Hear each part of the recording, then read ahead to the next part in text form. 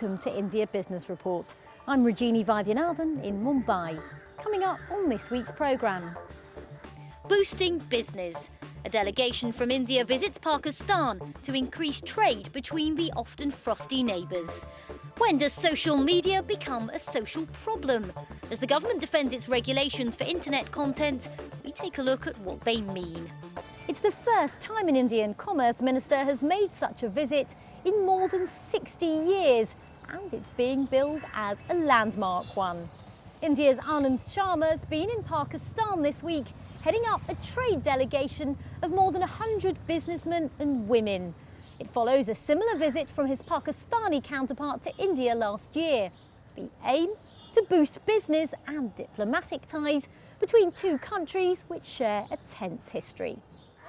It's time to take a short break, but stay with us on India Business Report, because when we come back, despite continued controversy surrounding riots that killed more than 1,000 people a decade ago, Gujarat's established itself as a place to do business. So what's it getting right?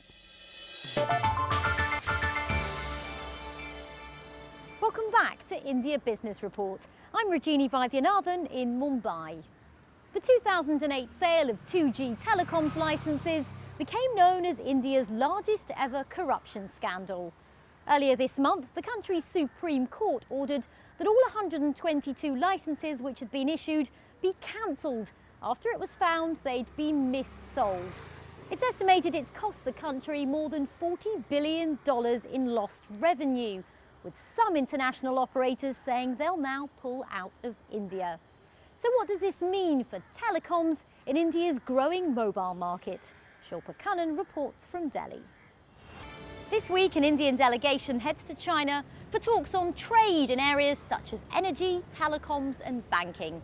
One thing on the agenda is boosting bilateral trade between two of the world's most powerful economies. But there have at times been frosty relations between the neighbours. So what can we expect from the talks? I've been finding out. Well, that's all we've got time for on this week's programme, but make sure you join us next week. In the meantime, you can stay updated on all the latest news by going to our dedicated website, bbc.com/Asia Business for all the latest news. And you can check us out on Facebook. Just search under BBC Business. I'm Rajini Vaidyanathan in Mumbai. From me and the rest of the team, thanks very much for joining us.